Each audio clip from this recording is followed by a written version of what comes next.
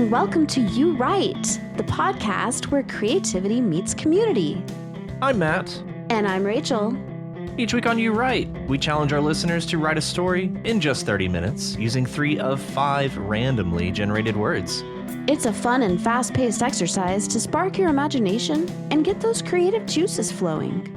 We'll read your submissions, offer feedback, and discuss the unique twists and turns of each story. Whether you're an aspiring author or just love a good tale, You Write is your place to explore the endless possibilities of storytelling. So grab some breadcrumbs, settle yourself on a bench with a bunch of seagulls, and let's dive into this week's stories. And remember, the only limit is your imagination and 30 minutes. Let's see what you got. How's it going? So good. So Day good. off today. Oh, yeah. For Juneteenth. Oh, yeah. Yep. Nice. Yeah. Nice. Slept late. It was great. Oh, right on. Yeah, Kim had the day off too. I did not. Oh. Yeah. That's because you're essential. You're an essential employee, right? Yeah. Yeah. Essential to rich people. Can we at least say that? Yeah. And it's kind of their needs that are the most important in this world. Am I right? Yeah. Cool. So how are you doing even though you had to work today? Oh, it was fine. One of our coworkers brought his 3D printer up to the store, and so I've been printing out a bunch of stuff. Yes. So I printed out a dice tower. It's pretty dope. That is so fun. How long did that take? That one took 17 hours, I think, to print. Okay. And today I was printing off like a base or like a tray for it that the dice fall into. It all matches and fits together nice and everything. It finished literally as I was walking out the door, it finished printing. So I was going to let it sit and cool and whatever else it has to do. But you're like, no, I need it now. No, I could wait. Oh. So it's just still sitting there. But oh, okay. But yeah. Cool. That's exciting. It is exciting. I feel like we finished our kitchen. Yes, it is amazing, y'all. It is so amazing. Like, it's stupid. It's the nicest thing we have. Is our kitchen. Wonderful. We love it. They have all this counter space. Are y'all going to get an island? Wait, you have an island. No, you don't. We had like a rolling island thing. But no, we won't have an island. There's not really room for it. Okay. So they have all this counter space. They have 2 spice racks that are in pull-out spice racks on each side of the stove. Yeah, like drawers, kind of. Yes. And they have, it's just awesome. I don't know. You should post pictures of it. Maybe. We'll see. Yeah. I feel like inquiring minds want to know. Okay. Yeah. It's a high contrast color scheme. White cabinets with black hardware. Yeah. White tile with black grout. Black countertops. Right. Which, in hindsight, that might have been a mistake. Why? Like that polished black just shows everything. It's like the piano. It just, it's like you finish dusting it and it's like, well, should probably go ahead and dust it again. Dust it again. Yep. Yeah. Oh. But no, it's beautiful. Our kitchen is great. It's amazing. It's very amazing. Yeah. And there's going to be a kitchen warming on Saturday, right? Yes, there is. Yeah. A fair few people coming. Yes, I'm excited. Fun. Can't wait. You're making us a carrot cake? I am. Hell yeah. I might also make a bonus dessert as well. Oh. I think Kim mentioned she's going to make a Swiss roll. She is. So we're going to be just rolling in sugar. Oh, yeah. It's going to be Should amazing. I make pico too? I mean, yeah. Yeah. I'll always eat some pico. Oh, yeah. Hell yeah. Hell yeah. Oh, hell yeah. Hell yeah, brother. Did you see all of our stories this week? I did. I enjoyed them so much. I did too. Who did we decide to read this week? We have decided to read RichiePozier. Shall we? Take it away. Alrighty. Do you have any idea what this means for us, for mankind? Do you mean to tell me that this aquarium contains reanimated tissues from Project Zero? That shouldn't be possible. Project Zero has been missing for nearly 200 years. Most people think it's a myth. That's what we thought too. We were looking in the wrong place. Project Zero wasn't missing, merely hiding, as it were. This is not as abnormal as reanimation. What we have actually managed is more akin to creation. Raw data and material formed anew. We have managed something entirely beyond the scope of what was thought possible. It's incredibly exciting. I mean, think of the possibilities. That's exactly what I'm afraid of. Have you considered the ramifications of this? This could be the end of us. All of us. Humans weren't meant to have this much power. You can't just put it back into the box. People will suffer. Beverly, don't you see that? There's no telling what the ghouls in charge will do with this. It's going to go to the highest bidder, and then, well, I'm not sure how much time we'll have left. We will all be enslaved by the end of the decade. Michelle, come on now. Don't you think that you're being just a tad bit hyperbolic? Think about it. We have found the key that allows us to pierce the veil of death itself. No more disease or illness. We can reverse cellular degeneration and tissue damage. I don't understand how you fail to grasp the point. Oh, I grasp the point just fine, Beverly. You dragged me down to this stupid lab in the middle of downtown fucking Baltimore to show me the key that's going to let the billionaires keep us on life support until our muscles literally rot away. Do you even go shopping? All the little old people who have to keep working well into their golden years just to fund their pittance of a retirement check. They will just have to suck it up and keep working longer when they eventually raise the retirement age again. Newsflash, Beverly, they own us. You, me, all of us. We are all fucked. And you are just too stupid to see it because you're a big, stupid, hotshot biologist. God damn you, Beverly. Michelle, I'm not sure you heard me earlier. There is a bigger picture. I never said that this was going to be sold, not even that it's going to be given. What do you... Shh, Michelle. This isn't going to be sold or given because we have much bigger plans for it. It's going to be leveraged. Think about it. Do you see that centrifuge over there? It's holding the only synthesized sample, and it would be very easy for it to just magically go missing or, oh, I don't know, end up at the hands of the Swedes. Neutral countries just love to get their hands on stuff like this. As for patient zero, well, let's just say that I wouldn't be surprised at all if it went back into hibernation for another century or two. You and I will be long dead by then. Who knows what future could befall it? Do you get what I'm saying? Aren't you worried? Why are you so relaxed about this? Because I'm the big, stupid, hotshot biologist, and I didn't get to be that way because of my tits. I'd sooner die than watch my sweet little Project Zero be used to hurt anyone. Oh, look, he must be hungry. Care to hold him? What the actual fuck is that thing, Beverly? The future, Michelle. The future. Very nice. Very nice. Yeah. Love it. Yeah. Yeah. And from a perspective of the prompt itself, dialogue. Mm-hmm. Oh, yeah. It's doing work. Oh, yeah. And I especially like the kind of what narration would normally be tasked with doing, was setting up like the story and the various elements is all given in dialogue here. I love that. That's what I challenged our writers to do. Yeah. Was to set the scene just through the dialogue. Yeah. Yeah.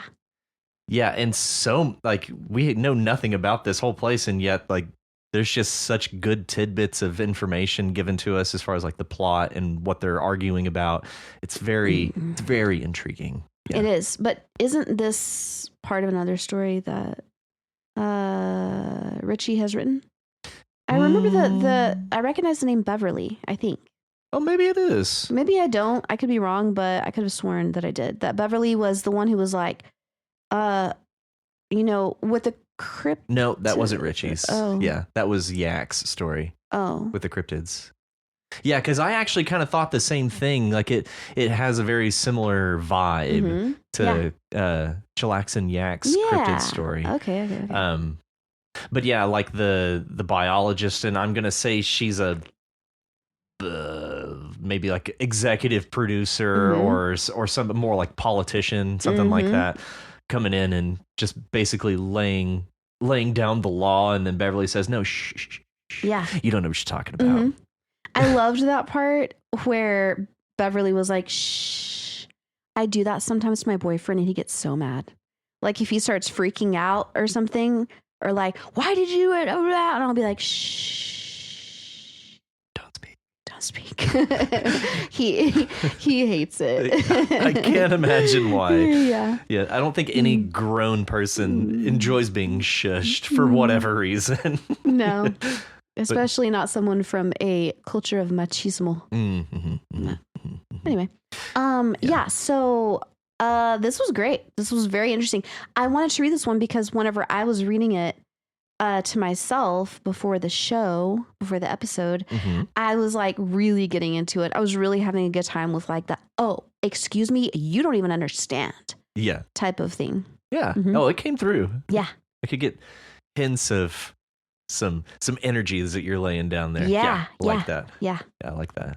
That was downtown fucking Baltimore. Right. To show me the key. Yeah. It's like, yes, please. I would love to go to downtown fucking Baltimore.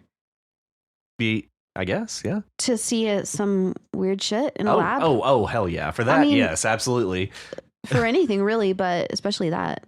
Yeah, but it's so much characterization between these two, just in how they're speaking to one another. Yeah, and I especially like Beverly. Michelle kind of comes across as an asshole, but a practical asshole, I'll say that. I'm definitely Team Beverly. Yes. Because I feel like Michelle is one of those Debbie Downers, you know? Yeah, kind of condescending. And a naysayer. Yeah. And just like this is never going to work. Think of hundreds of years from now. It's like, no, fuck that. Let's think about right now.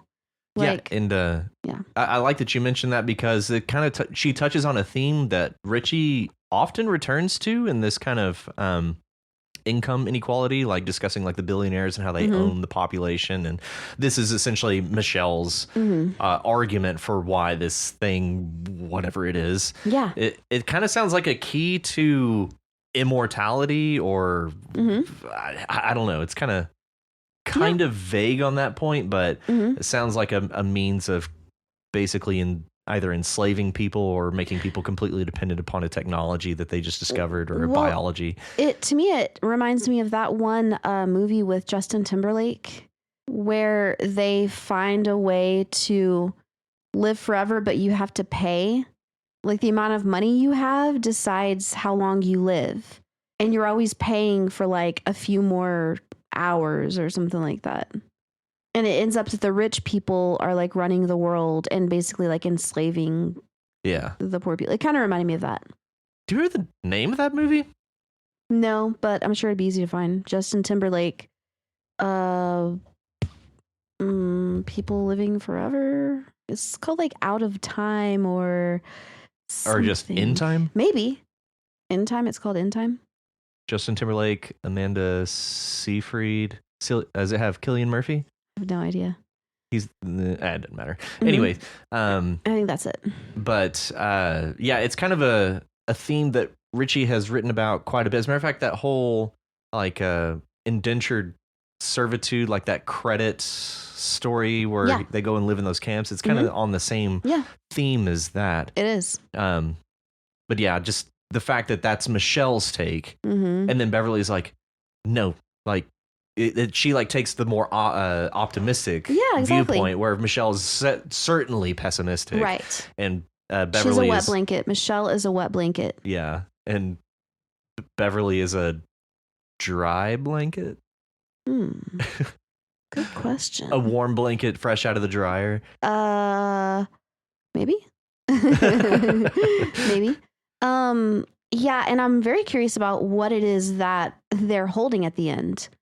You know? Oh yeah, no description given. Obviously, because it's just dialogue. Like, how could you describe it? I guess in dialogue, you could say it's like, what are those? Are those tentacles or something like that? Yeah. You know, like you could just offer like little teasers, since it sounds like paws. Are those whiskers? Is that a bewhiskered octopus? Oh. That sounds adorable. That sounds so adorable. And at the end of its tentacles, it could have paws. Ow. Oh, that would be adorable. Oh, I would love That's that. patient zero. Yes. Yeah, and you can even tell that Beverly is like emotionally attached to whatever patient zero is. Yeah. just by the way that she mentioned, basically how she says, I won't let anybody get my precious patient zero. I'm trying to find the exact wording that Richie used. Is it where I'd sooner die than watch my sweet little Project Zero? Yes, sweet little. Yeah. Project Zero. Does a lot to kind of, I don't know, humanize. Yeah, if they're talking about Patient Zero, yes. Yeah. But I feel like she is maybe like conflating Patient Zero with Project Zero there. Oh, I didn't realize. Yeah, it's Project Zero, not Patient Zero. Mm-hmm. Yeah, maybe. Yeah. I imagine they're kind of one and the same. Yeah. Yeah. I want to see that sweetie pie. That sweetie pie. Show us that sweetie pie. Show us that sweetie pie. So yeah, I really like this juxtaposition of these two perspectives. Mm-hmm. Yeah, this very optimistic and very pessimistic. Yeah. Kind of battling it out in dialogue. Yeah. I just think it's a great story. Yeah. I just loved reading it and was totally into it. And I would like to see where it goes from here. Yes, please. Mm-hmm. Yeah. Well, thank you, Richie. Thank you, Richie. And up next, Talking to Myself by Walker by Faith. Mm-hmm. So as I was reading this, I very quickly forgot the title. Me too. And I forgot that it was just one person talking to himself. Yeah. And so the end still felt like a little bit of a twist. Yeah. Despite all evidence right at the start telling you it's like, talking to myself. Mm-hmm. What'd you think of this? I liked it. I feel like it was a good way to work through some shit. Yeah. Honestly. Yeah. To me, it seemed very therapeutic because it sounds like somebody talking to a therapist. But to me, it did. Whenever I forgot that it was called Talking to Myself, I was imagining that he was talking to a therapist. But then I realized, oh, he's his own therapist. Yeah. Yeah. Yeah. And I guess out of the gate, I did want to write something for this, and that's kind of the direction I was thinking, like a conversation with yourself. And so whenever I came across this, I was like, oh, good, somebody did do that. And so thank you, Walker, for basically taking what I wanted to do and running with it. Yeah, you thief. No, I like this concept of this dialogue between yourself. And further to that point, this is kind of how I rehearse, for the lack of a better word, dialogue in a story. Is I try to talk it out like myself. Like I try to be this person and then have somebody respond and just basically try and lay out how the dialogue would flow, what it would sound like. This is actually a really good idea. I just realized that maybe I should do this to work through some, psychotic episodes. Just be make it sound like there's two people in my head talking to each other, I feel like that could be illuminating. Yeah. Yeah. I paused because I feel like I always have two people talking in my head. If that makes sense. So this really kind of struck home for me. I am probably my harshest critic. Yeah. And I don't know if this comes from so many years of just being in music and having to be critical of what I do, but so much of my inner dialogue is just critique of myself. And so this is not lost at all on me, Walker's story here. That feels very close to kind of how my head is always running. It's like if I'm trying to do something or resolve something or try to come to some sort of resolution, working through a problem or whatever, it's very similar to this. Yeah. It's like I'm having this internal debate and it feels like this person speaks, then this person speaks, then this person speaks. And actually doing that in the mirror, it works. Cool. It really does work. Nice. It's really weird. Yeah. But it's a good way to kind of work through something. Yeah. Something internal. Yeah. On a just similar but different note, have y'all tried, one of my friends said to me a few months ago, she was like, have you tried talking to ChatGPT about your problems? And I was like, no, you're insane. She was like, I did it the other day and it was amazing. And I actually did it shortly thereafter and it was amazing. Yeah. And it's like talking to yourself. basically. But ChatGPT is like rewording things and like, you know, I don't know. It gives you like some type of perspective. Yeah. Yeah. The one thing I found with ChatGPT is it more or less is, it's always going to hold up a mirror to you. Yeah, exactly. Because it's going to take like your style and what you're saying, and it's going to a degree reflect that back to you. Right. But it won't always be what you're expecting it to bring back to you, because I mean, it's got a wealth of information. So, but the way it presents arguments to you is it kind of in your own language. Yeah. And I don't want to get too deep into this topic, because at some point I do want to do an episode kind of focused on AI. Cool. So I think I'm going to save this conversation for later, but we've kind of avoided it to this point. But considering it's a large language model, you can use it to literally write stuff for you. I want to go ahead and just get out there that this is a podcast about people writing stories. But I am aware that AI is out there and it is capable of writing stories as well. Yeah, it's definitely not as good at writing stories, but it's capable. It is capable, yeah. So it's capable of writing some very elementary drivel. Given enough guidance, it can actually surprise you. I'll say it that way. Okay. But I just kind of wanted to get that out there since you brought it up. That I do want to kind of do an AI focused episode. Yeah, that'd be fun. And like writing about that. And that'd be fun. Yeah. That'd be really fun. Yeah. Okay, so I think that this is very relatable, because we are all our harshest critic. Yes. But this is very relatable.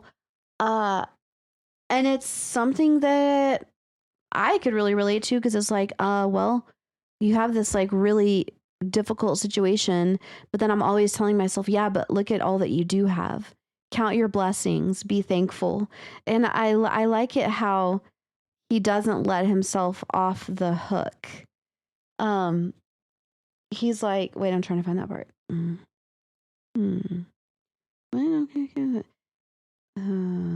Oh yeah. He's like, remember all your blessings, and then I'll shut up, I promised him.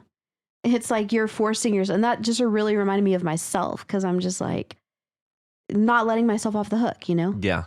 Like, no, you're going to have to do this. But also I really related to the fact where he was like, but I cannot and will not accept that. Yeah. Well, that's a total, the essence of being a parent. You cannot accept losing a relationship with a child. Yeah. Yeah. Without either of us being parents, I have to kind of assume that. But yeah, it makes perfect sense. Especially a child that you raised. Right. Then yeah, absolutely. Like you have a long and impactful history with each other. Right. So yeah, you can't just abandon that and just, write it off as a loss, No. Yeah. But then it also, and that's exactly the kind of thing that I say to myself. No, the literal thing I say to myself a lot whenever I'm like, yeah, but this is not okay. And then I'm like, serenity prayer, serenity prayer. And he goes into that too. Yeah. It's like you're just going back and forth and back and forth and back and forth, Yeah. And this really is I feel like this is probably a very common exercise that many people go through, is this exact conversation. Maybe not the same context, but it's always this, I cannot accept that. Serenity prayer. Yeah, I cannot accept it. You have to accept that. Yeah, I do not abide serenity prayer. Right. I cannot serenity prayer. Right. Yeah, just this constant attempt at some sort of balance and cohesion within yourself. Oh, yeah. Yeah. And to have it expressed in what is essentially dialogue between two people, the man and the man in the mirror, then like it's a very, I think it's a very universal sensation. I think everybody has gone through this conversation with themselves to one degree or another. Right. About something. There are just things that you basically drop us into a context where there are things that you can control, things that you cannot control, and learning to accept that you cannot control things, and just essentially the serenity prayer. Yeah. Having the wisdom to know which is which. Yeah. Yeah. Man. And there's no resolution. Well, there is. It's weed. And fuck yeah. Yeah. Hell yeah. Yeah. But it's like you're just searching. We're always searching for a resolution, but then you have to come to a point where you're just like, there is no resolution to be had. You just have to learn to live with things being unresolved. There is no ground to be gained. Mm-hmm. Yeah. Yeah. Why are you laughing? I asked him later, even as I laughed myself. That's hilarious. Singing, because I got high. Because I got high. Because I got high. La da da da da da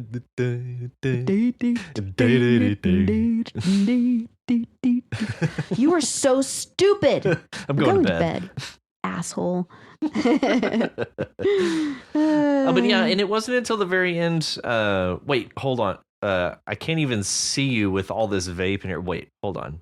There, just a little wipey wipe on the mirror, good as new. Mm-hmm. I actually, again, like I mentioned, I completely just emptied the title out of my brain, and so I up until this point, I kept thinking like, oh yeah, it's two people. Yeah, it's two people, and they're getting stoned together. And then the mirror, I was like, oh shit, it is one guy. I was like, yeah. Even on the mirror part, I did not remember that it was just one guy.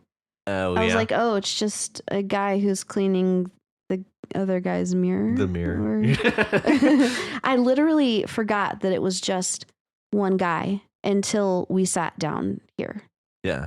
Yeah. Yeah. One potential note, I guess, or something that I thought could be kind of clever for this is to have this in a car looking in the rear view mirror. And so like you could kind of use that as a point to direct, like that would probably involve more narration though, is to be able to put it in that context, but then they hotbox in the car at the end. Yeah. That could be fun. Yeah, that could be fun. But anyway, I just want to really commend you, Walker, on some very natural dialogue. Yeah. This is really how people, in my experience, talk. Yeah. And that is why you do not have peace. That is why your anxiety is through the roof. That is why you cannot function in large groups, because someone might ask, how are your girls? And you'll get triggered. Like, that just all feels so natural. Yeah. And I just really wanted to commend you on that. I think you had some very good interactions between these two people. So yeah, I really like that. It was very good. It was very natural. So much so that we both forgot that it's one guy. Exactly. Yeah. Yeah. Thanks, Walker. Thanks, Walker. And up next, Adventuring Lessons, or Lesson, singular, by Nicked Hugh. Hey, Nicked. Hey, Nicked. Hey. Hey. Okay, so, oh man, I really like this one. This, I really appreciate that you took the dialogue only very seriously. No tags. Absolutely no dialogue tags of any kind. And it follows, I can follow it and it flows very well. It does. It's very easy to not get lost. Yeah. Yeah. And I think a lot of that is because one person is basically explaining a lot to another person. So what we get in response in this dialogue is mostly reactions or questions.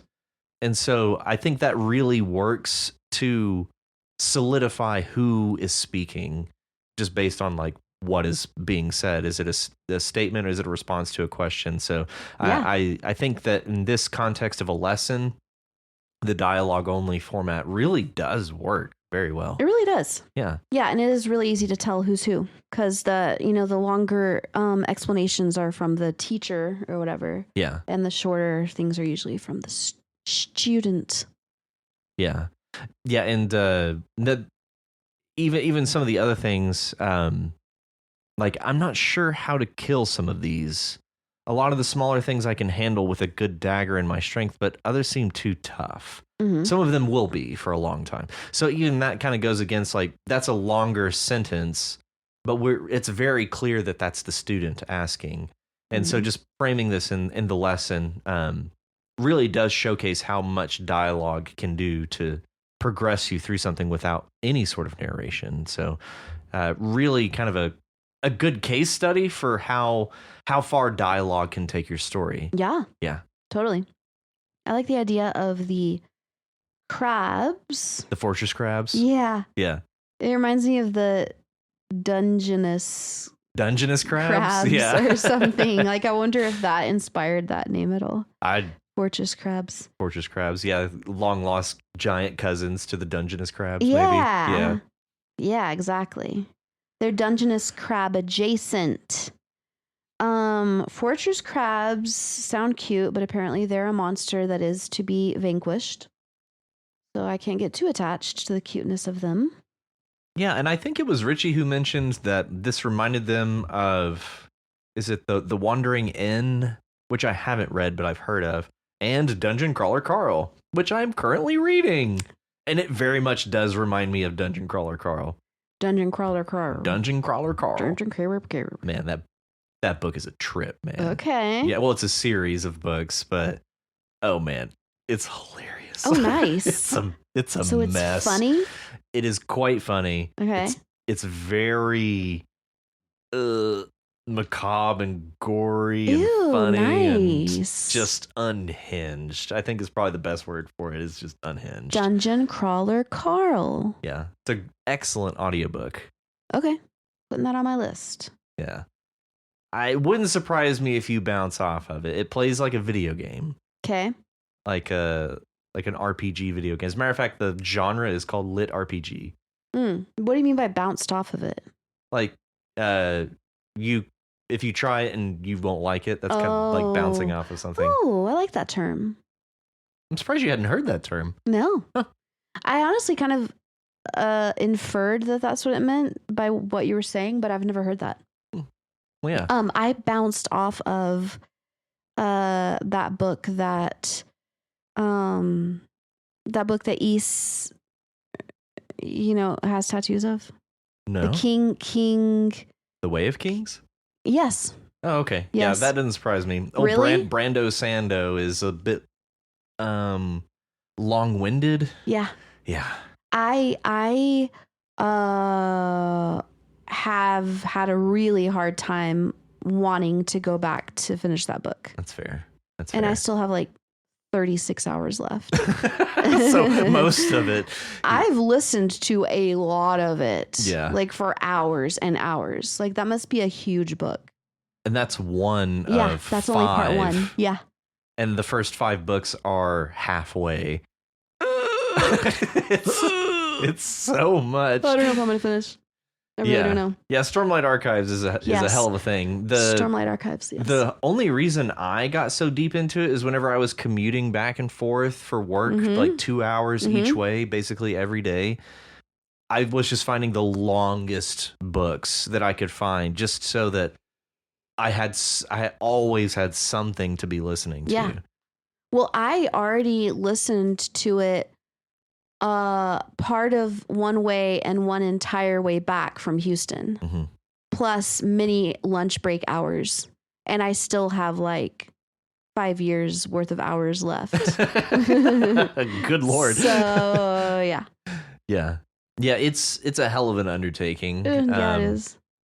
And it's actually the only Brandon Sanderson books I've read, other than one Mistborn book that I've read. But it doesn't surprise me that you bounced off of that. Yeah. Frankly. I mean, the part with the girl, that's more like interpersonal. Yeah, Shalon. Like, yes.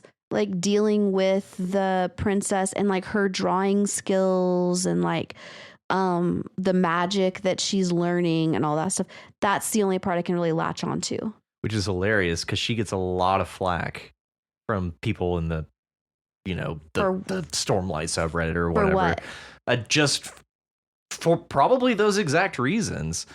Just because, frankly, I don't know. I don't know what the hate is about Shalon. I really like her as a character. We're really getting off topic. But I just would like to say that I don't love her as a character. Like, she's not very relatable to me. Yeah. But that part of the story I can latch onto because it's more like relational. It's more interpersonal. Yeah. Whereas the part where the guy is reading Kaladin. Yeah. Well, no, the male narrator. Okay. Because he reads different parts. But Gallatin, I can kind of, whatever. He's real broody. Yeah, real I mean, moody. I mean, that's okay, but the parts where it's like the prince or whatever fighting, it's just all these descriptions, very in-depth descriptions of warfare. And it's just like, okay, I get it. They're in a battle. Yep. Yep. Mm-hmm. Anyway. Mm-hmm. Enough about that. So, So I was curious about Hrungfar. She must be a badass. Yeah. Right? Well, maybe not Hrungfar on her own, but you shouldn't emulate her. Yeah. Yeah, she does really sound like a badass. And she comes up twice. Yeah. Yeah, so clearly a legend. Right. A legendary adventurer. Yes. Yeah. Yes. Yeah. I want to know more about Hrungfar. Mm-hmm. Mm-hmm. Mm-hmm. And, okay, so they're trying to find his weakness, right? Yes. So we arrive at, okay, so trick question. What do you think your weakness is as an adventurer? And then we kind of run through this back and forth, which I really like, especially in dialogue, like spelling these kinds of things out. I feel like this is a part in a story. If it wasn't dialogue only, this would probably be much more abridged. Like we wouldn't have this, well, it's this, like, no, try again. Like, well, what about this? No, but it's, like, I feel like this is the kind of thing that an author, if not forced to really consider the dialogue, would really truncate it. Yeah. And really just get to the point inside the dialogue. But considering how much space we're giving you guys to work on doing just dialogue, this feels very natural. Yeah. Like this kind of back and forth. I didn't understand, though, the end. Where it's like, how did Hrungfar go in the ocean? Did you study math?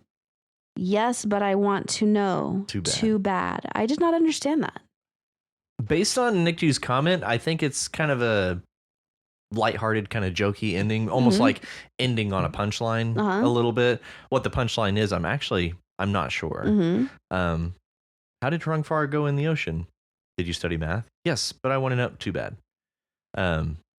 Yeah, I'm not sure. It's like maybe in math class you learn about Hrungfar's adventures into the ocean. Maybe. I'm not sure. I don't know. Or yeah, maybe there's some sort of mathematical response to how did Hrungfar go in the ocean? Yeah. I don't know. Yeah, I don't know. How did Hrungfar go in the ocean? Maybe it's like that riddle, like, how far can you walk into the woods? Do you know the answer to this riddle? No. How far can you walk into the woods? Let me think. How far can you walk in the woods or into the woods? Into the woods. As far as I want to? I mean, no. Okay. Well, do I get to know the answer? Would you like to know the answer? Wait, are you going to give me a clue? No. Oh. The riddle. Yeah, I know. How far can you walk into the woods? Okay, I don't know. Halfway. Because after that, you're walking out of the woods. That's good. That's good. Oh, that's good. That's so good. Oh, that's good. She says, scratching. So Yeah. That's so good. Been jonesing for a riddle. So good. Okay. Yeah, I like that. Yeah. Yeah. That's kind of what it made me think of at the end. It's like, maybe it's like a riddle joke riddle. I don't know. Right. A roke or a jiddle. I'm going to go with jiddle, I guess. Yeah, I like jiddle. Well, yeah, excellent work on the dialogue, Nick. Yes, very good. Really enjoyed that one. And like Richie mentioned, yes, this gives me very strong Dungeon Crawler Carl vibes, especially because I'm right in the middle of it right now. So, nice. Yeah, loving that. Okay. Yeah, I quite enjoyed the dialogue. It was very well executed. Yes. Thank you, Nick. Thanks, Nick. And up next, we have Tell Me About the Dream, John. by Jake. Mm-hmm. I rather enjoyed this. I did too. Mm-hmm. Reading this aloud was very fun. Very satisfying. Very satisfying, yes. Yes, this has a very satisfying flow to it, and while it is not what we expected, this is lovely for a dialogue only prompt. It is. To have dialogue as poetry. It's very creative. It is very creative. I really like that. Yeah, what a direction to run with it. Yeah, I love that. Yeah. I think I'll just read the first stanza here, I think. Or maybe the first couple. Do we take the first line as "Tell me about the dream, John"? Is that the title? It is outside of quotations. Oh. I don't know. Regardless. I always see her standing there on the hill by the tree. She holds herself with a distinct air, with ribbons piercing through her hair, and looks like she has not a care when she turns round to me. But then the darkness comes, advances, and colors everything abnormally. As sunlight falls, reflects and glances, a leaf catches the wind and dances. This prolongs the moment, seals the chances of us no longer being we. Lovely. That is beautiful. It is. I love the meter. I love the rhythm. I love the rhyme pattern. It's just really good. Yes, the rhyming pattern, the rhyming scheme especially, the way that we end off the scheme is, it really lands the last line being out of that rhyming scheme that way. Yeah. And he did mention that. Or maybe it is within the scheme. I didn't consider, and colors everything abnormally. Glances, dances, chances, we. So it is within the scheme. It just, it's this A, B, A, B rhyming scheme. So yeah, just the way that we land on B at the end really, it's lovely. Yeah. Yeah. He did mention that he was inspired by The Raven in the dialogue. And that is also a poem that has a lot of dialogue in it. It is. I hadn't considered that. Yeah, but I definitely picked up on, The Raven type of rhyming scheme. Yeah. Which I love it so much. Oh yeah, I'm a huge Poe nerd. Yeah, I love Poe. Poner. Yeah, Poner. Hell yeah, I'm a Poner. Got a real Poner for Poe. How about a pony? How about pony? Can we be ponies? Ponies. Yeah, yeah. Ponies. Ponies. But it's spelled Poeny. Pony. Pony. A pony. Yeah. I loved it. It was just really, really beautiful. Yeah, and I'm really glad that I got into the comment from Jake about this one, because the fact that it started from an image was fascinating, because it really, that's where we begin, and then it just runs from there. And I don't know that we really discussed it before, but Jake had posted kind of an off week thing whenever you were traveling about like challenges like that people have whenever they're writing. And I had posted mine, and it's that I don't know when to stop researching, when to just sit down and start writing something and stop plotting. Right. Whereas Jake came back and said he's the exact opposite. Like, I don't plot. He just writes. I just write. Yeah. Like pantser was the term that he used. And so this really showcases, in my opinion, based on where you said you began, that mentality of where just writing by the seat of your pants can get you. And it's some very creative and very beautiful places. Yeah. Like, you've got some very beautiful writing here. And to just jump in from that, and this is what we get, is very commendable. It is. Yeah. It is. I really liked the line, probably the part that was the most beautiful for me was, the storm front in her brow arose, and from her mouth a great wind blows, until my shattered psyche shows me nothing but this tragedy. I love that imagery of from her mouth a great wind blows. From the storm front of her brow. Yeah. Yeah, that I'm glad you mentioned that. I was just looking at that. Yeah. I think to pick up that entire stanza to the end, from there the abyss, it only grows, and serves to further madden me.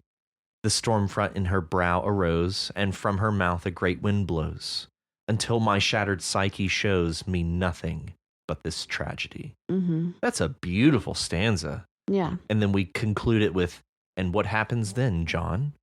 Well, then I wake up. Mm-hmm. I like that ending. Very simple. Yeah. And that's where we break the stanza. That's where we break the scheme of the whole thing before it. Yeah. I like that. Just like throwing that in there. It's just like, it doesn't have to perfectly go, every part doesn't have to be perfect. I like that.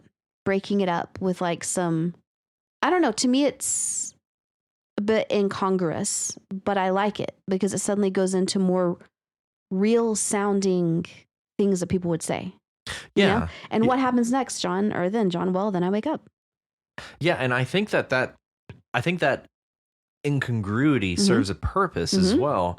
So much of what came, or so much, everything that came before is very dreamlike. Yes, exactly. And so this is kind of us, well, then I wake up. Yeah. And so that's reality. Exactly. And so we have this very natural dialogue from the person who's asking these questions to John. Mm-hmm. But John is kind of in this surreal, dreamlike dialogue, explaining all this in this poetic meter. Mm-hmm. Then I wake up. Yeah. It's outside the meter. It's outside any rhyming scheme. And so that's whenever John matches the dialogue of whoever else is here in this poem here. Yes. This is so creative, dude. It is. Yeah, very interesting. This is awesome. Yeah. Yeah. Excellent, Jake. Thank you, Props, Jake. Props. Mad props. Mad totes props, Jake. Furious props. Well, thank you. Thank you, Jake. And lastly, we have A Good Day. Yes. By Wookiee. Oh. That's me. That's you. Yeah.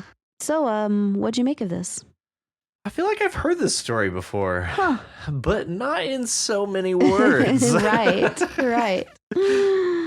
Yeah, I was reading this, I was like, okay. Mm-hmm. And then we reached a point and I was like, okay. I laughed out loud at work reading this story. I was like, oh my God, Rachel. Yay. What have you done? Thank you. What have you done? What have you done? Was it last week when I asked you how you were doing and you're saying like, I don't want to tell that story because I've told it so many times. Yeah. It was this story. It was this story. This was the one. So clearly it's been weighing on you even to this day. I wouldn't say weighing on me. I would say that it was a great, it was a high point in my job. Yeah. It's like it emboldened you in a way. Yeah. Yeah. It made me feel alive. Yeah. Awesome. Yep. Oh yeah. So if I could have interactions like this every week, I would be a happy camper. Yeah. Yeah. Just to feel something. Yeah. I just want to feel anything. Anything at all. So question, why the name Rover? I don't know. It just came into my head. And Rolf. Yeah. Rover and Rolf. Yeah. They just came into my head. Into my very childish brain came the names Rover and Rolf. And I just went with it. I was like, why not? And I think it's even funnier that they're both females. Yeah. Named Rover and Rolf. Rover and Rolf. Yeah. I love that. Yeah. Mm-hmm. So, listen, Rover, is that your name? Right, Rover. I do not appreciate being added to an email list with a bunch of immigrants. Yeah. Go on. Rover ventured. Yes. I think you are the only person to write in with dialogue tags. I know, I am. Yeah. And I'm like, how should that make me feel? Should that make me feel ashamed? No. Okay. Because I said, I'm the one who made up the prompt, and I said in the prompt, dialogue tags are allowed. You did specify as much. I think everybody else took it as a challenge. Totally. To write without tags. Yeah. To which they rose to the occasion. They did. Quite well. Are you throwing shade on me right now? You know what? Yeah, I am. All right, that's fine. Well, I rose to the occasion of actually writing something this time. So that's fair. Yeah, shade thrown right back. Exactly. That's fine. That's fine. Yeah, so basically, I took a few elements of things whenever I'm like, Rolf, is that what they call you? That was from Dirty Dancing. Okay. I'm not familiar enough with the movie to know that. Again, the thing happened where I have like an inspiration for something. I'm like, oh, everybody's going to immediately know what I was thinking whenever I wrote this. But yeah, whenever, I forget her name, but the dancing partner of, Baby? No, not Baby. The dancing partner of John Travolta. I mean, not John Travolta. I was like, Patrick Swayze. Of Johnny. Johnny. And she's like, baby, is that what they call you? Or whatever. Okay. So that's where I kind of was inspired for that. I'm certain Kim would know the reference, but it was lost on me. Yes. Yeah. I just liked retelling it, but with a bit more emphasis. Although, honestly, this is exactly what happened up until the end. Yeah, exactly as you told it to me is exactly how you wrote it here. Up to the point of, oh man, this line. I remember whenever you were saying it to me. I suppose the creation of your email list consisted of nothing more than you perusing the faculty catalog in search of foreign-sounding names. Dr. Rolf sniffed, gradually losing steam. That was infuriating. It's like, really? No. You abnormal bitch. As a matter of fact, no, that's not at all what happened. And that's exactly where you turn the table. And that's where things go off rails. And actually, Rover paused and rose from her chair for dramatic effect. Get the hell out of my office, you abnormal bitch. I don't know why the term abnormal bitch just like came in my head, and I was like, yes, I like it. Running with it. Oh yeah. What a choice too. Abnormal. Yeah. Totally. Of all adjectives. And you know what is interesting is like right before I wrote that, I thought about having it turn into a sex scene. Oh. Yeah. I'm kind of sad you didn't go there. I know. I really thought about it because it was just like, I almost felt that this woman wanted to fuck me by the end of this. I really did. Because, I don't know. I think she's got a lot of repressed sexuality. I think the fact that I stood up to her turned her on. She's like, oh shit. Oh yeah. She's like, do I want this? I think I want this. And so that's really where I was about to go with it, was that she, stood up and goes over to Dr. Rolf and just like gets in her face, and then Dr. Rolf kisses her with reckless abandon, and then, etc. You know what I'm saying? And then capital etc. Right. Yes. Huh. Wow. Yeah. That's quite the variation from what we get here, especially the very end. That's fantastic. Please send them directly to my office to have it out with me. Tell them I'll be waiting. Rover said dismissively, "Good day, Dr. Rolf." But I want you to apologize for, started Dr. Rolf. I said, good day, bellowed Rover as they placed the sole of her shoe in the center of Dr. Rolf's abdomen and swiftly extended her leg. Yes. Such specificity. Yeah. For what is essentially a kick. Well, not really, it's more of a shove, a foot shove. It's a push away. Yeah. Yes. And that last part, I definitely copied that from Gene Wilder. I said, good day. I said, good day, sir. Yeah. I should have added the sir in there just to make it even more confusing. More confusing, yeah. Yeah. Yeah. And to me, it reminded me of it was like a Tarantino inspired rage fantasy, Yeah. I find a lot of his movies to be just rage fantasies. Oh, yeah. Mm-hmm. Oh, yeah. And I was kind of like going down that road at the end of this. Yeah. Mm-hmm. Yeah.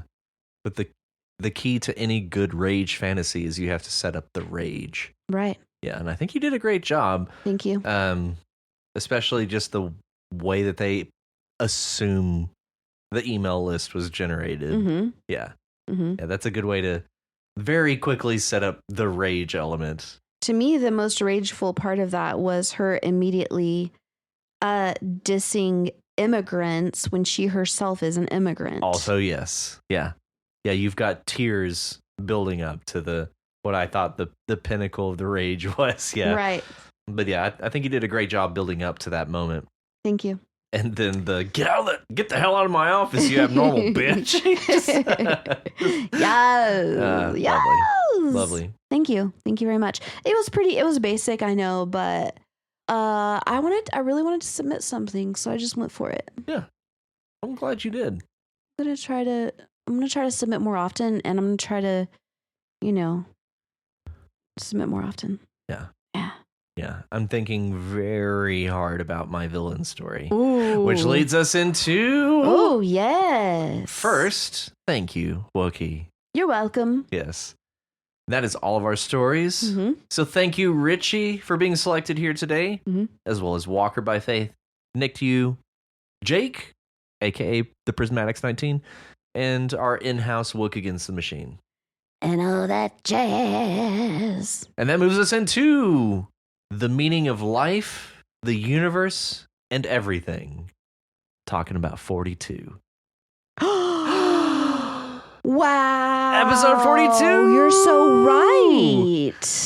We're there. This is an important week.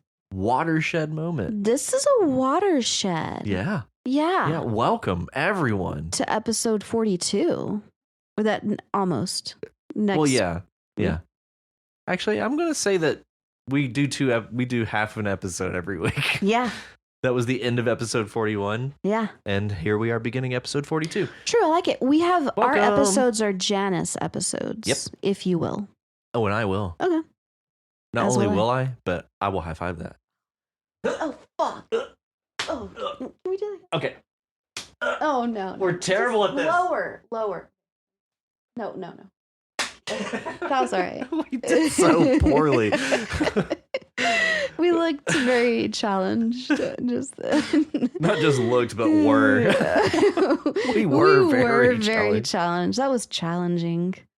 So, for episode 42, it's villains. It's Villain Week. Villain Week.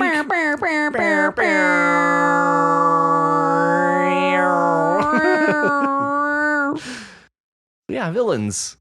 So, nothing more to say there. Write you a villain. Yeah.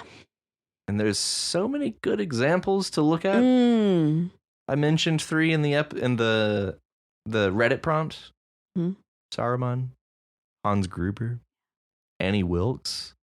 Solid choices. I think a villain can make or break a story. Yeah. Everybody kind of knows what to expect from a hero character or from a protagonist, but the villain is a genuine wild card. Yep. They can go in so many directions that nobody can anticipate. Villains, yeah. They are just, yeah. Oh, and I mean, hello, another great one is The Wicked Witch of the West. Precisely. Wow. Yeah. And even taken that idea, the Wicked Witch of the West, from The Wizard of Oz, take that same villain, twist it, and now you have Wicked. Yeah, exactly. That's what I'm saying, yeah. Yeah, so like there's so much complexity behind villains that I think that they can be more entertaining than the protagonists. Yeah. I will use another example for you Stephen King fans out there. One of my favorite villains that I love to hate is Big Jim Rennie from Under the Dome by Stephen King. Okay. I love to hate that character. It's one of my favorite things. Oh. He writes such a compelling villain that you just love hating him. Is it a villain that you literally loathe so much that it feels good to hate him? Yes. Okay. Yeah. Yeah. And further, it's a personality or a type of person. Mm-hmm. You probably know people like this. Yes. Yeah.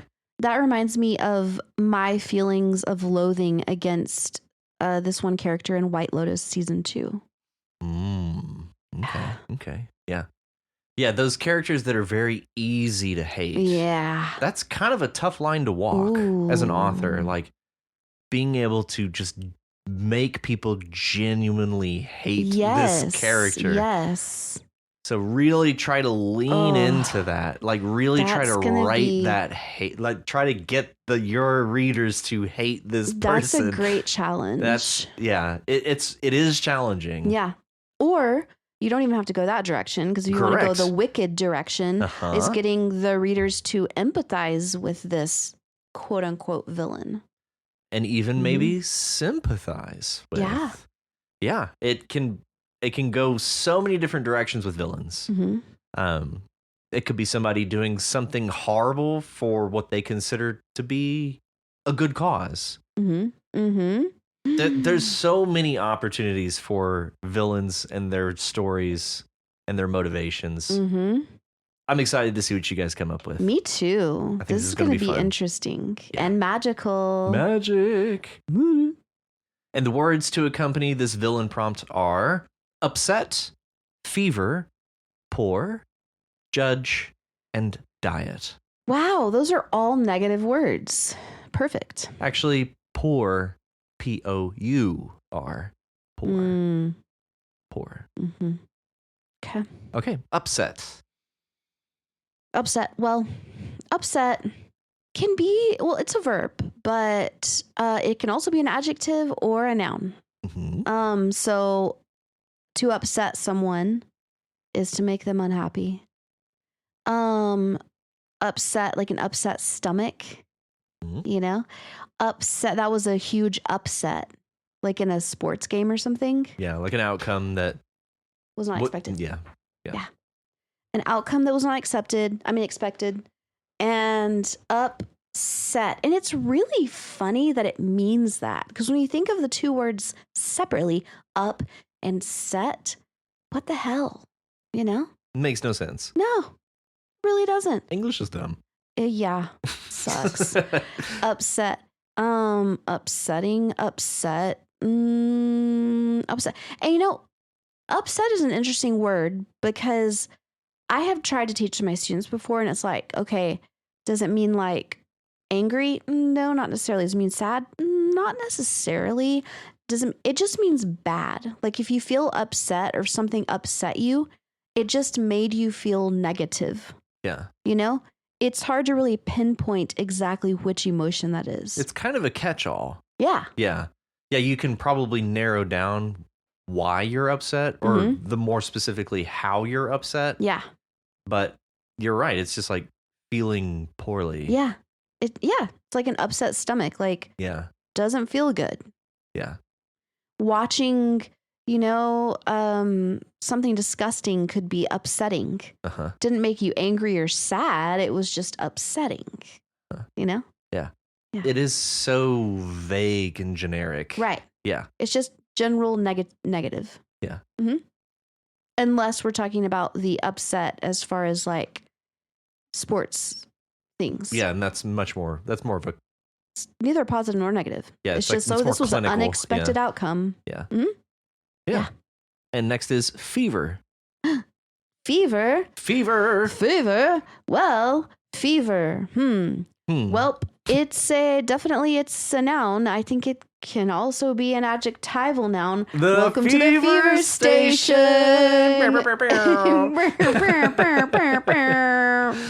Welcome, everybody. Yes, welcome.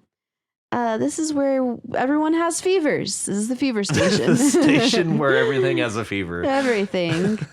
Could be jungle fever. Yeah. Ooh. Okay. This is a jungle fever station.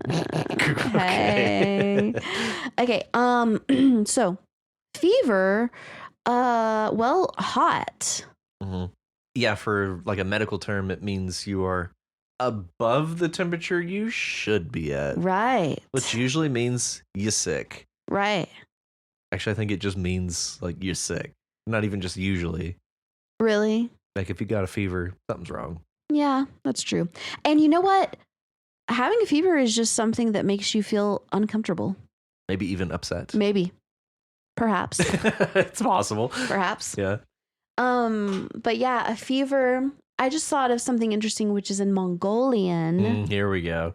The word for fever She's preening right now because she finally got her Mongolian reference. I was waiting for the moment. A fever is, the word for fever is actually, if I want to say I have a fever, I say bi khason ta.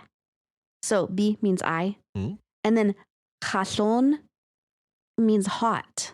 Okay. Okay. Ta means with. So bi khason ta, I ben, let's say, which means am. I am with hot. Well, if you really put it in the correct word order, is I hot with am. Right. But either way, I found it very interesting that the word for fever is just hot.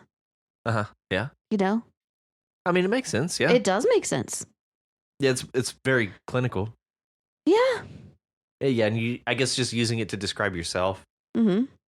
Whereas if we said like, I'm hot, it's like, oh, okay. Look at you. Oh, yeah. Good for you. Yeah. Look at whatever. Yeah, all right, bitch. Whereas in English, we need the fancy word fever. Right. To differentiate between like, I'm so hot or I'm running a fever. Right. Yeah. Language is interesting. So interesting. Fever also, I got chills, I'm multiplying. Is there the word fever in there? I actually don't think so. Huh. Maybe. Okay. Well, fever can be used like metaphorically to be like, I'm on fire, like I'm hot, Mm-hmm. you know? Yeah. You can have fever dreams. Mm-hmm. Yeah. So yeah, adjective.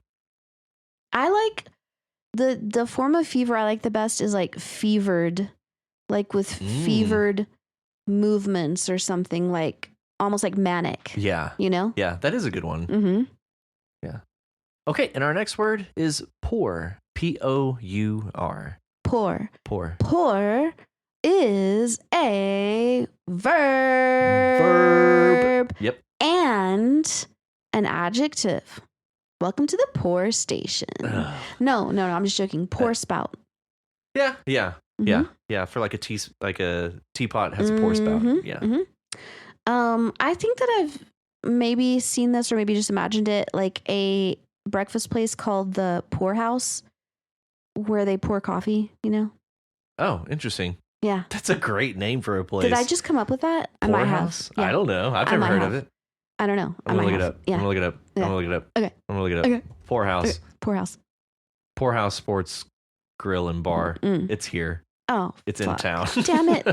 I did not come up with that. Shit. Well, but anyway, it's still pretty clever. It is clever. Yeah, regardless. Yeah. That's a great name. Yeah. So pour. Okay. You know what? Pour is an interesting verb. It is. Yeah. Yeah. Yeah. It's a very specific action. Uh-huh. You know? Yeah. I came to see the uniquity. What? That's not really a word, I don't think. Uniqueness of this word. Whenever I have this test. What is it? Uniquity is a word. Yes. It means uniqueness. Yes. So. The uniquity of this word whenever, so like I do this speak test, which I may have mentioned here before, I don't know, where students, non-native English speakers, have to pass the speak test. Yeah. And part of the speak test is you have to tell a story because there's 6 pictures, like comic strip style, and you have to tell the story. And there's several different ones, but one of them has a server holding a tray of something, ice cream or something. Oh man, you said server. I immediately went to like a computer server. I was like, okay, anyway, go on. No. And then suddenly, the next picture shows the server like dropping the tray, and the ice cream is on the clothing of the customers.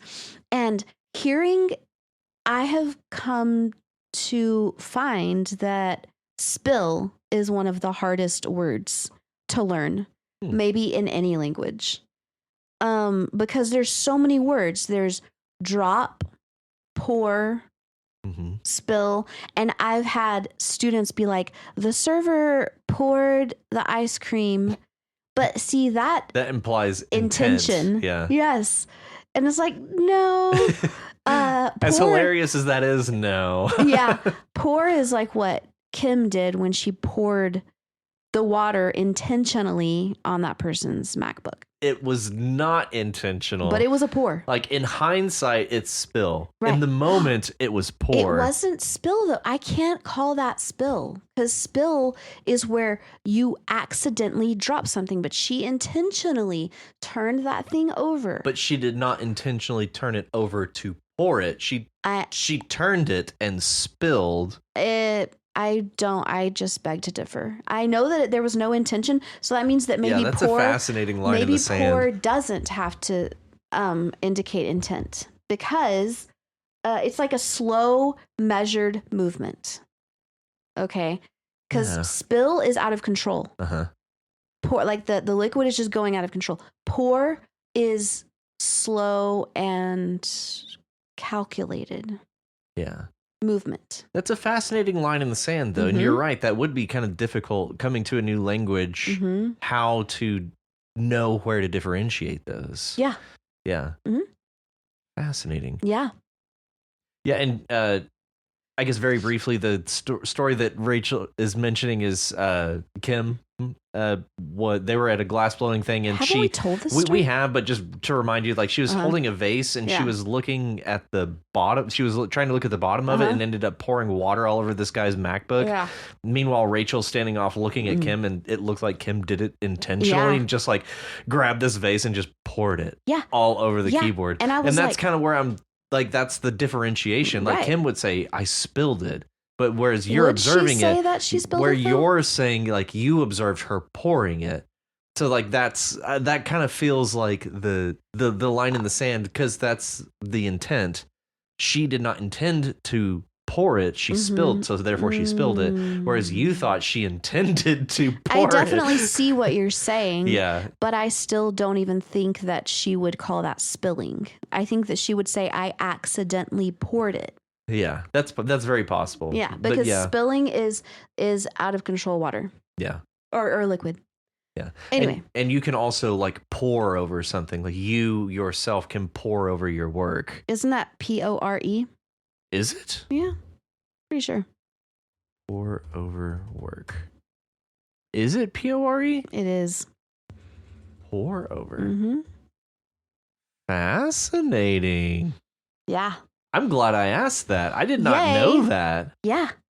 That means that there's at least 3 homonyms, pour, and pour. Yep. Yeah. Okay. And our next word is judge. Judge obviously can be a noun, Verb. A person. It can be a verb to judge. Go on.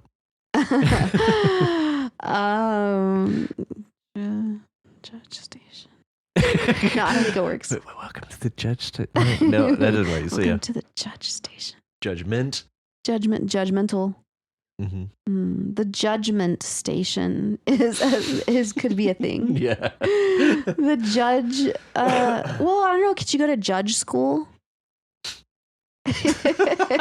Just maybe I don't know. Isn't that Welcome law school? To the first semester of judge school, where you learn to be a judge. Welcome. Oh, actually, it can be an adjective. Judge robes. Okay. Yeah. All right. Judge robes. Yep. Like it would be judges' robes. Like What? It would be like a possessive. The judges' robes. No. I'm Googling it. No. I do not abide. I won't. Judge robe. Robe. Oh, yeah. You can find them online for sale. Presidential judge robe. Advocate judge robe. Not just judge robe, but presidential judge robe. That's the first thing that came up. Judge robes. You know, a judge, whenever people ask me, what I had to wear when I lived in Saudi Arabia, which I had to wear an abaya, I tell them, people who don't know, I'm like, it looks like a judge robe. Because it does. Okay. Except for abayas are even longer sleeved. Like they have to totally cover everything. Huh. Mm-hmm. Mm-hmm. Yeah. Judge, you can judge somebody. You can pass judgment. Yeah. Yeah, judge. Judge. That's it. Why dwell? Yeah. I have affinity for words that end with J. D-G-E. J. Like edge. Yeah. Edge. Fudge. Badge. Midge. Smidge. Mm-hmm. I just like those words. J. What about fidget? Well, I like that too, but it doesn't end with a J. But it has that nice It does fidge. fidget. It does. Right in the middle. Fidge. Fidge. I like it. Is fidge a word Fidge. without the it? Maybe. Fidge. Fidge. Fidge. Fidge. Fidge. Fudge. Fadge. Oh. That sounds like vag. Yeah, it really did. Fadge. Oh, that's funny. That sounds like a slur. You fadge. It kind of does. Oh God, don't. It kind of does. Let's not invent a slur here on the podcast. Foge. Foge. Joge. Lodge. Lodge. That's a good one. That smudge. Mm-hmm. So many. So many. So many. So many. And another one that is our final word that is not a j sound. Diet. Diet. All right, well, diet. I've found it difficult to talk to people about their diets. How so? Because I just want to ask them, what do they eat? Like, what kind of food do they eat? But they automatically think that I'm talking about like Weight Watchers. Or like a weight loss program. Yeah. Yes.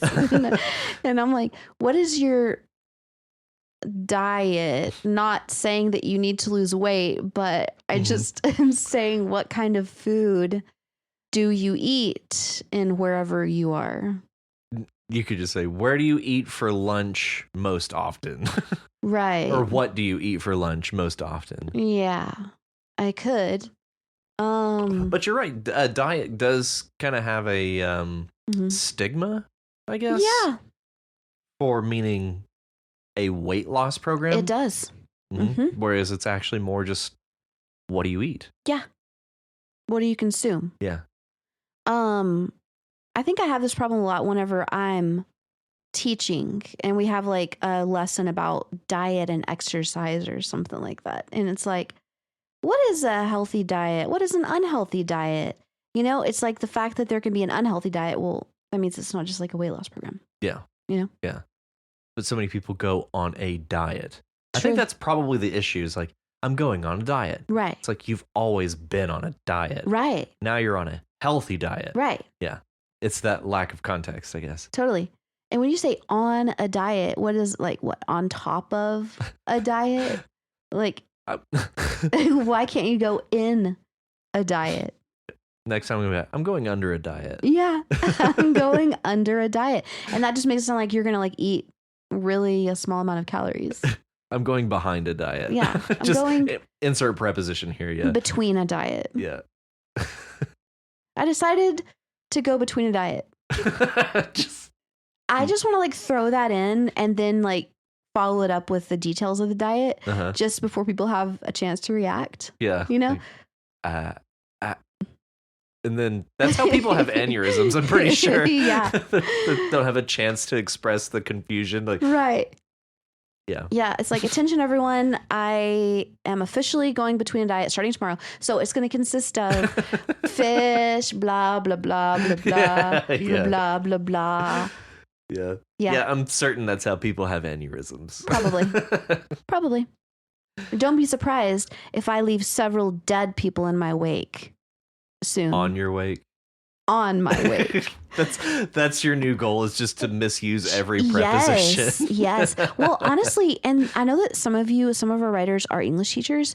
It's hard not to start misusing prepositions when you teach English to non-native English speakers, because they are constantly misusing prepositions, and then you start to think, well, I guess you could say that, and then they make an argument, they make a case for why they should be able to say that, and you're like, well, all right, sure, and then you kind of start doing that, and then you're like, wow, that actually was a really good argument, right?